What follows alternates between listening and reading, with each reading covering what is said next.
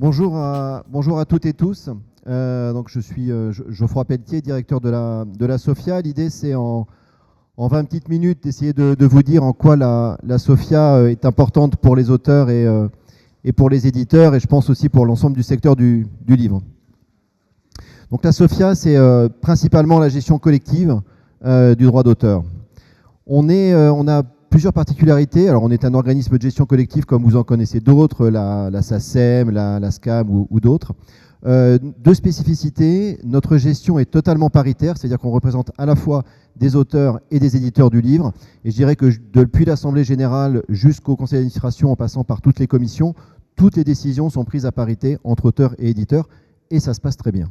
On est, deuxième particularité, dans le domaine exclusif du livre.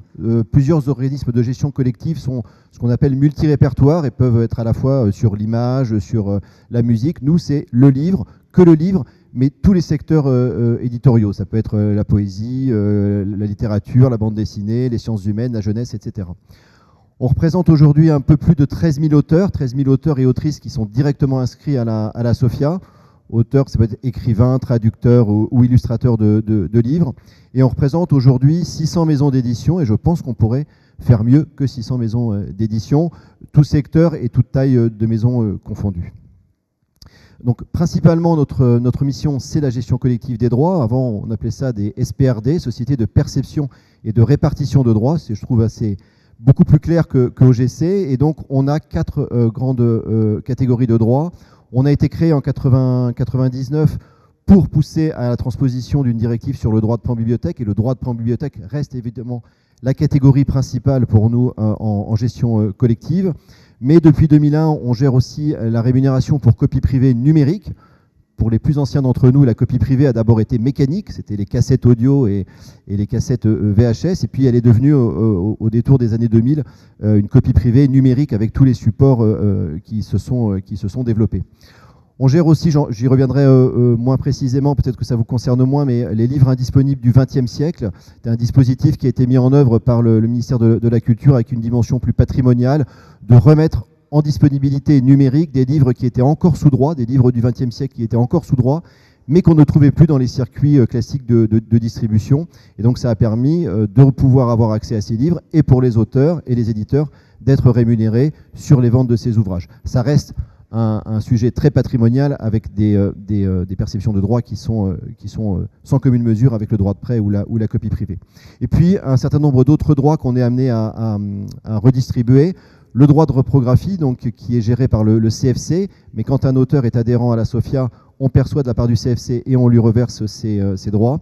Et puis des droits étrangers, puisqu'on a un certain nombre d'accords de réciprocité avec des sociétés sœurs un peu partout dans le monde, principalement en Europe, mais aussi à l'international. Et donc dans ces accords de réciprocité, eh bien, quand on a des droits pour des auteurs ou des éditeurs de ces pays, on le verse à ces organismes de gestion collective qui leur redistribuent. Et inversement, on peut être amené à collecter des droits pour des auteurs ou des maisons d'édition françaises sur la mise en place dans ces pays de droits de prêt ou de copies privées numériques. Petite indication sur les montants en jeu. Donc le droit de prêt, c'est autour de 18 millions d'euros de perception chaque année. La copie privée numérique, on le verra, elle a un petit peu baissé. On est autour de 17 millions d'euros sur les derniers chiffres. Et puis les livres indisponibles, on est en dessous de 200 000 euros. Là encore, on est sur un sujet tout à fait patrimonial. Les autres droits finissent par totaliser autour de 400 000 euros de perception annuelle. Mais la SOFIA, ce n'est pas que de la gestion collective, c'est aussi une action culturelle. J'en ai dit un petit mot déjà hier, mais on soutient désormais chaque année entre 300 et 350 festivals et salons du livre, tous secteurs confondus, sur l'ensemble du territoire, que ce soit en métropole ou en outre-mer. Alors c'est principalement des salons et des festivals, ça peut être aussi des actions d'EAC, principalement dans le secteur de la jeunesse, et puis des actions de formation, principalement pour les auteurs, mais aussi des actions de formation qui peuvent exister pour les libraires, les bibliothécaires ou les éditeurs. Une action sociale, puisqu'on finance à travers le droit de prêt, on le verra ensuite, la retraite complémentaire des auteurs de livres. En tout cas, on finance une partie des cotisations retraite complémentaire des auteurs de livres. Et puis, on finance la formation professionnelle des auteurs via l'organisme de l'AFDAS, qui gère depuis 2003 la formation professionnelle des artistes-auteurs.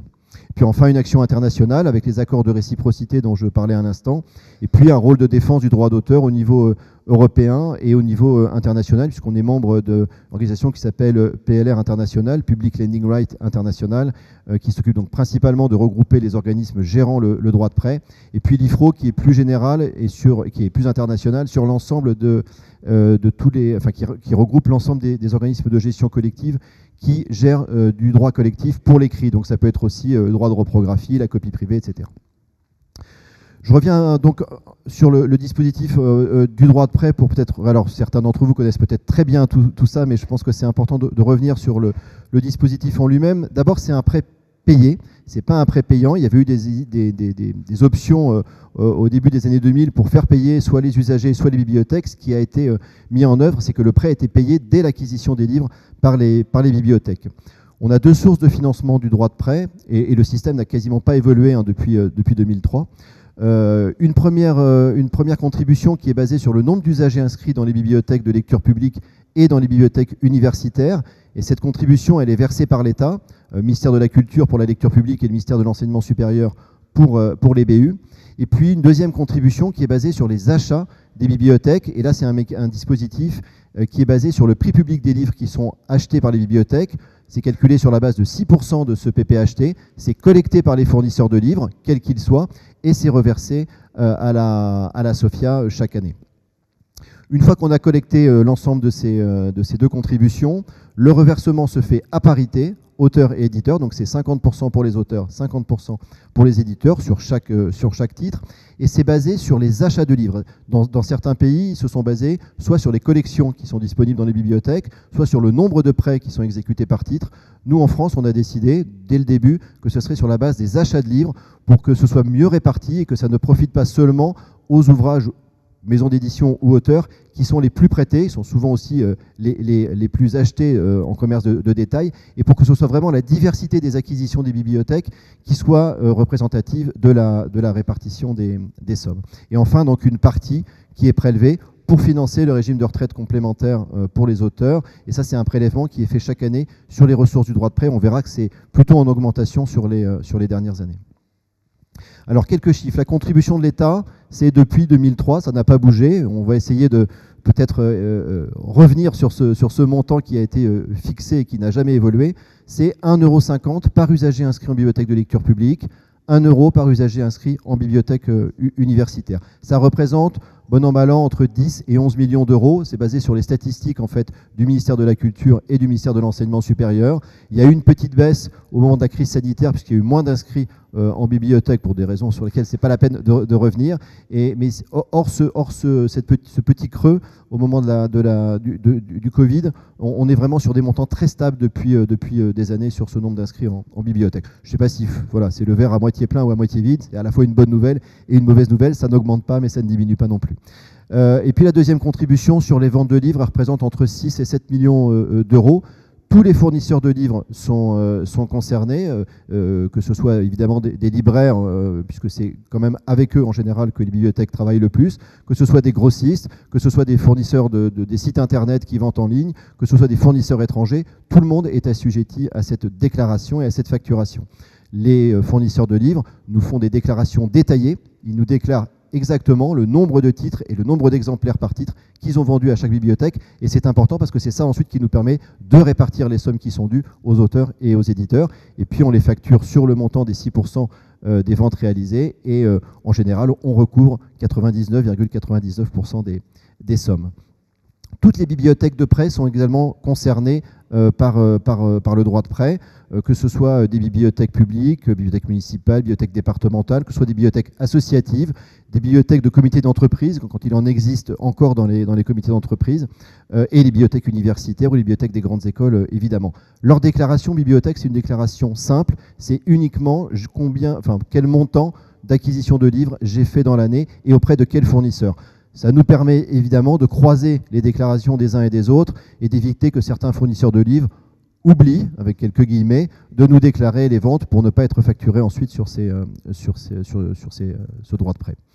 Chaque année, on est autour de 400 000, un peu plus de 400 000 titres différents qui sont concernés par le droit de prêt. Donc ça traduit aussi l'extrême diversité d'acquisition des bibliothèques. Il y avait un atelier hier qui était consacré à ce sujet. Et je trouve que c'est un chiffre qui est important parce que ça montre que les bibliothèques n'achètent pas toutes la même chose. Évidemment, ça dépend des budgets. On fait ce qu'on peut quand on est bibliothécaire avec le budget dont on dispose. Mais ça veut dire qu'au global, un très grand nombre de titres encore aujourd'hui disponibles font l'acquisition, alors des fois en peu d'exemplaires, par les bibliothèques. Ça représente un peu plus de 7 millions d'exemplaires. On n'a évidemment pas toutes les déclarations, on n'a pas l'exhaustivité des acquisitions, mais on doit se rapprocher, je pense, assez largement du montant total d'exemplaires achetés par les bibliothèques.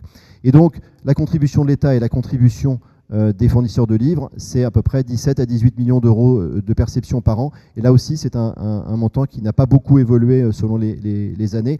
On verra que c'est plutôt dans les clés de répartition ensuite qu'il y a eu des évolutions.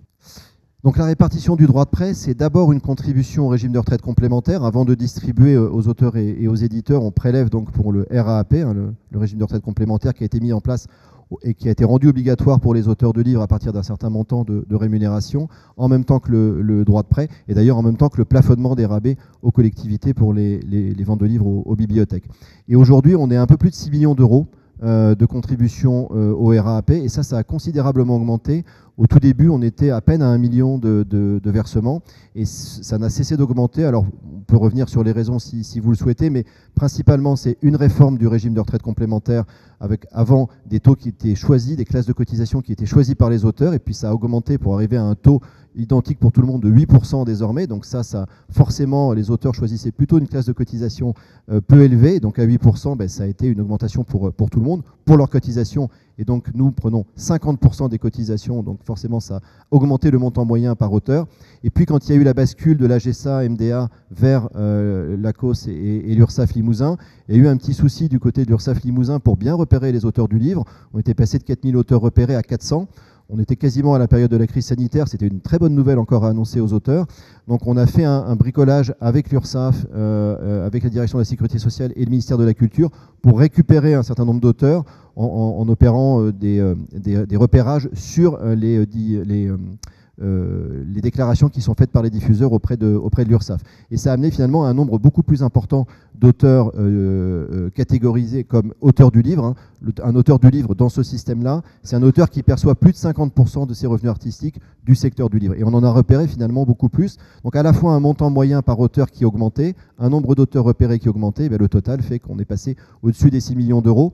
Dans la loi, on ne peut pas dépasser 50% des perceptions du droit de prêt pour financer le régime de retraite complémentaire, mais on doit financer 50% des cotisations des auteurs. Or, aujourd'hui, à 6 millions d'euros, on se rapproche des 30, 35, 40%.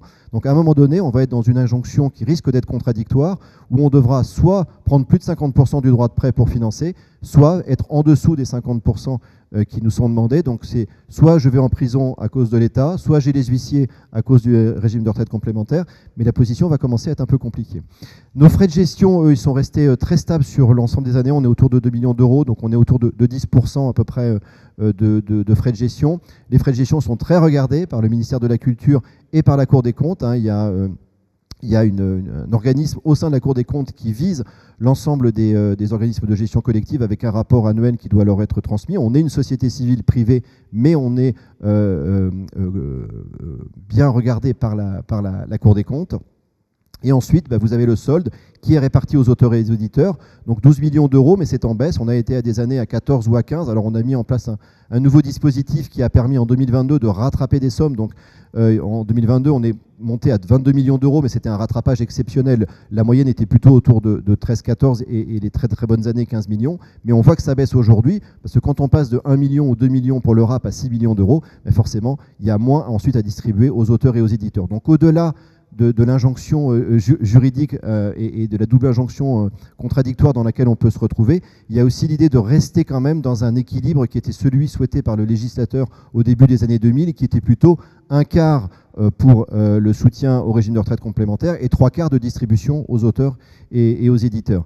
Parce que finalement, on aide 6 000, à peu près maintenant 5 000 ou 6 000 auteurs à travers le régime de retraite complémentaire. C'est très bien, c'est des auteurs qui ont des revenus des revenus en droit d'auteur livre importants, donc c'est des auteurs qui vivent, ou en tout cas qui essayent peut-être plus que d'autres de vivre de ça, mais il est important aussi de continuer à verser du droit de prêt aux autres auteurs et à l'ensemble des éditeurs, puisque le prélèvement il est fait en amont, donc c'est aussi les éditeurs qui financent quelque part le régime de retraite complémentaire des auteurs, et ça c'est quelque chose qu'on oublie trop souvent. Donc le montant total de la répartition auteur-éditeur est divisé par le nombre d'exemplaires achetés par les bibliothèques. Ça représente à peu près 1,60 € par exemplaire acheté. On était à plus près des 2 € il y a quelques années quand la contribution au RAP était inférieure. Et c'est réparti, 50% pour l'auteur ou les auteurs du titre et 50% pour l'éditeur ou les éditeurs quand il y a une coédition. Chaque année, c'est à peu près 66 000 auteurs du livre qui perçoivent du droit de prêt et à peu près 2600 maisons d'édition. Donc c'est bien plus large que les seuls auteurs et éditeurs qui sont adhérents à la SOFIA. Ce sont des sommes qu'on appelle documentées, donc ça veut dire que les droits sont bien correspondent à un titre en particulier, donc doivent bien être redistribués à l'auteur et à l'éditeur de ce titre-là. Donc au-delà du fait d'être adhérent, on doit retrouver les auteurs et les éditeurs pour leur reverser les sommes. C'est plus simple pour nous quand l'éditeur est adhérent, mais ça ne change rien. Et ça a pu entraîner à un moment aussi une confusion en pensant que comme je reçois en tant qu'éditeur du droit de prêt, c'est que tout va bien et je n'ai pas de démarche d'adhésion à faire auprès de la SOFIA. Et on verra que ce n'est pas le cas pour la copie privée. J'en ai parlé déjà aussi hier, mais c'est cette confusion qui a pu entraîner chez certains l'idée qu'il n'y avait pas besoin d'une démarche complémentaire puisque je percevais déjà finalement le droit de prêt sans être adhérent. Le versement direct aux auteurs, il se fait uniquement si l'auteur est adhérent de la SOFIA.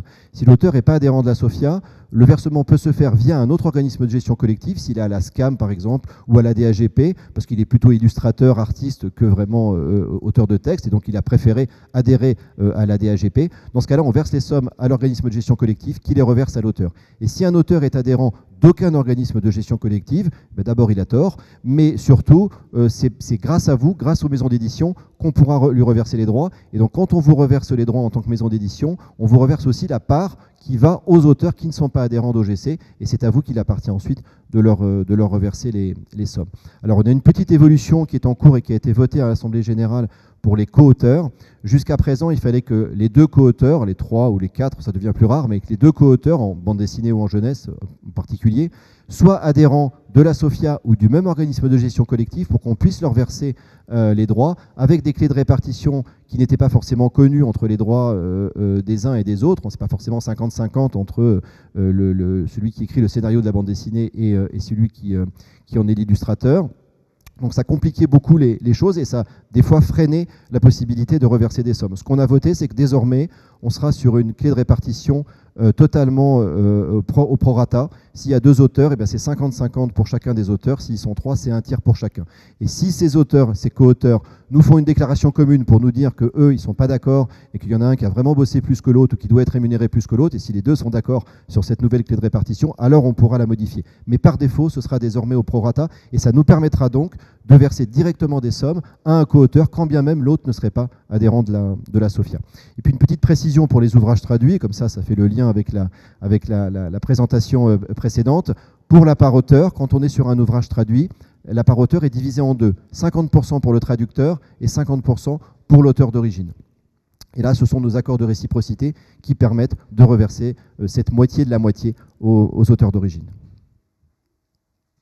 Sur le régime de retraite complémentaire, donc on prend en charge la moitié des cotisations des auteurs de livres. Ça correspond à peu près aujourd'hui à 6 000 auteurs de livres. Ce que je disais, donc des revenus qui dépassent les 50%, des revenus du livre qui dépassent les 50% de leur revenu artistique. C'est l'URSSAF ACOS Limousin l'ACOS URSSAF Limousin, pardon, qui est en charge de repérer ces auteurs.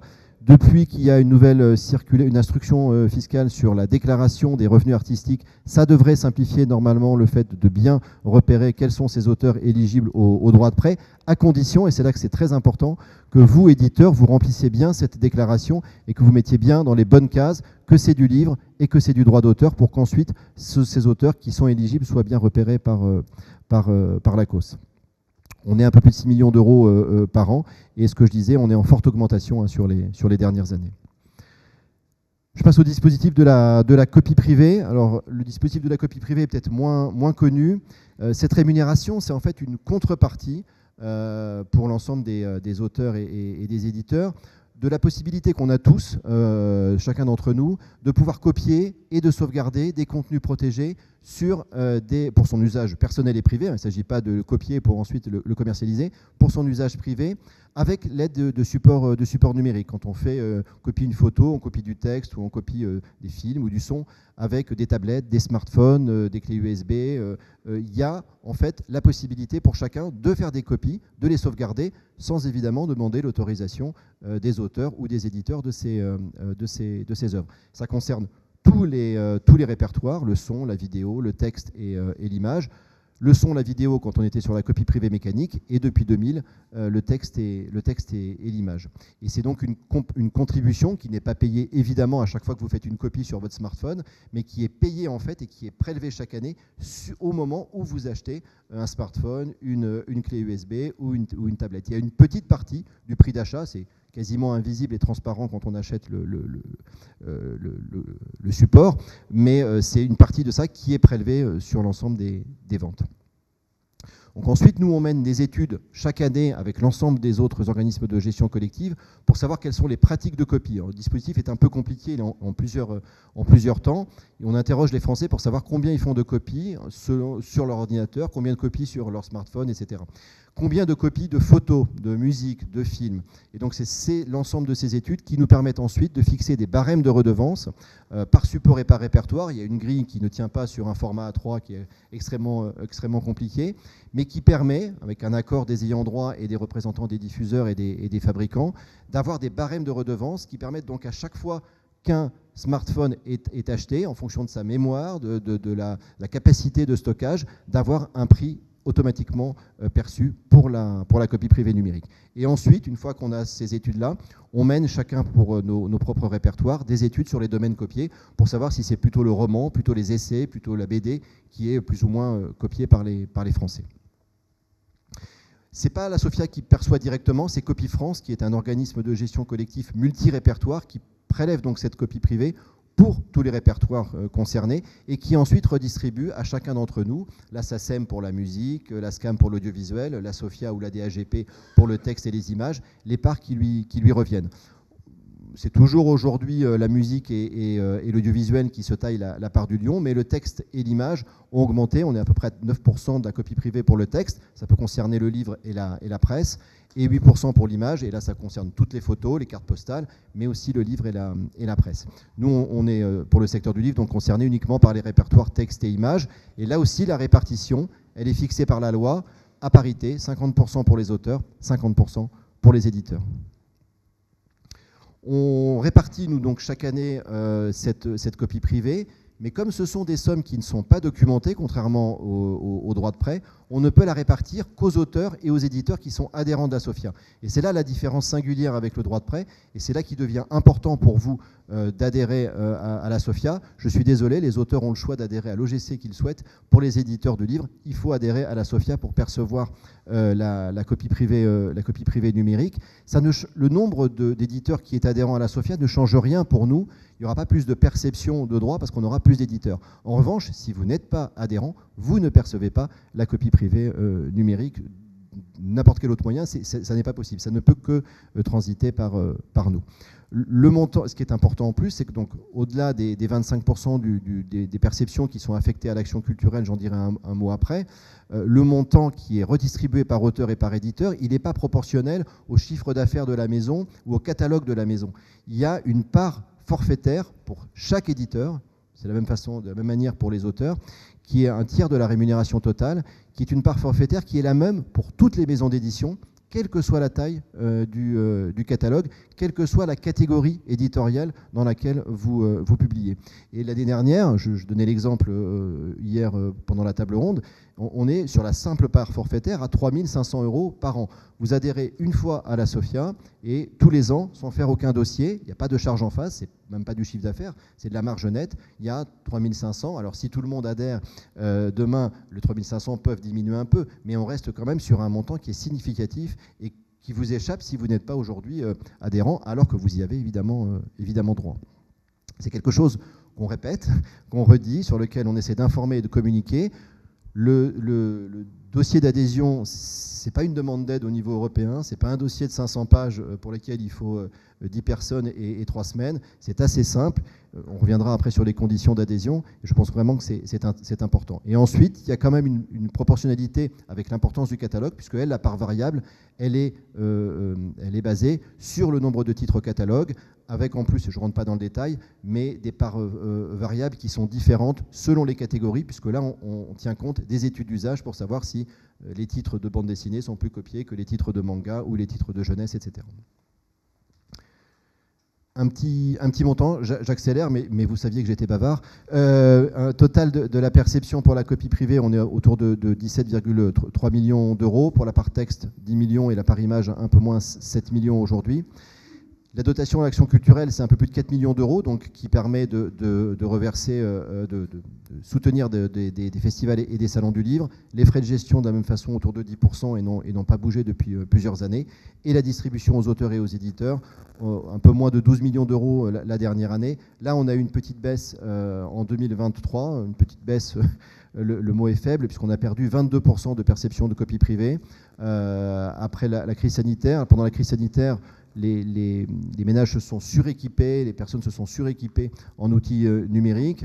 À la sortie de la crise sanitaire, on a eu l'inflation avec des choix. D'abord, les gens étaient suréquipés, et puis avec des choix et des arbitrages budgétaires différents. Pas toujours intéressant d'acheter 1 400 € le dernier téléphone qui promet 3 pixels de plus. Donc il y avait des choix qui étaient différents. Et puis un basculement sur les appareils reconditionnés. Sur les appareils reconditionnés, on perçoit de la copie privée, mais 2 fois moins que sur un appareil neuf.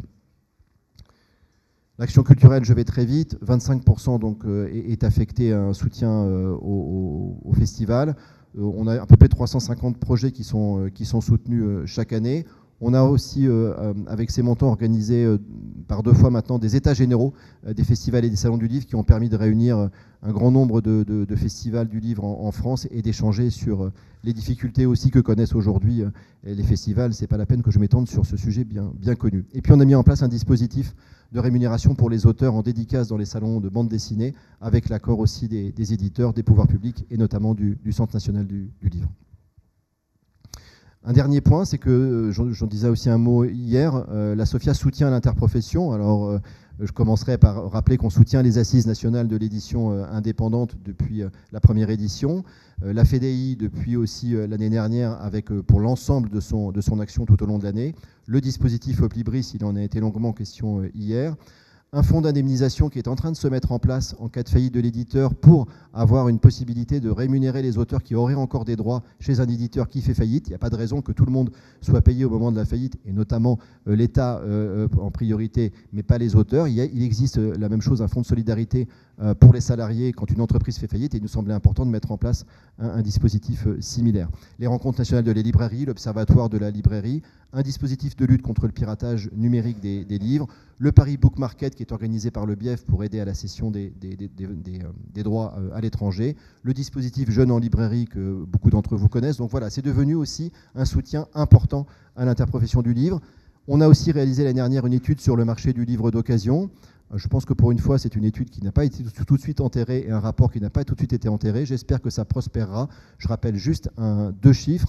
Un livre acheté sur 5 aujourd'hui est un livre d'occasion. Ça pénalise les auteurs et les éditeurs. Donc c'est vraiment un combat, je pense, pour la SOFIA. Et dans certains secteurs, je prendrai l'exemple du roman policier, on est à un roman policier acheté sur 2 qui l'est d'occasion.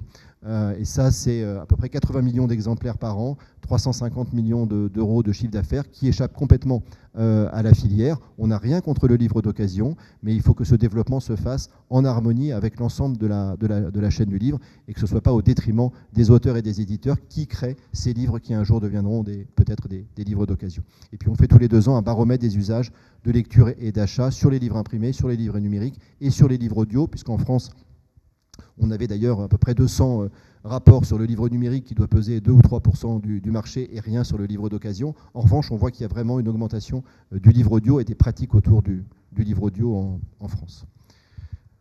Comment et pourquoi adhérer? Alors si je ne vous ai pas convaincu, quelques mots encore. Les conditions d'abord. Quel que soit le domaine éditorial dans lequel vous publiez des livres, vous pouvez adhérer à la SOFIA. Il y a 2 conditions. Il faut disposer d'un catalogue d'au moins 10 titres et il faut proposer des contrats d'édition qui soient conformes au Code de la propriété intellectuelle. On a des fois des dossiers de demande d'adhésion qui sont retoqués parce que le contrat est hors CPI, hors usage de la profession. Et certains éditeurs sont très inventifs sur les contrats d'édition qui sont parfois proposés. L'intérêt, vous l'avez compris, c'est de percevoir la rémunération du droit de prêt dans des conditions plus favorables. De toute façon, vous percevrez le droit de prêt puisqu'on finira bien par vous retrouver pour vous verser les sommes qui vous sont dues, mais surtout pour percevoir la part de rémunération qui vous est due au titre de la copie privée numérique. Et ça, c'est vraiment, l'adhésion est obligatoire.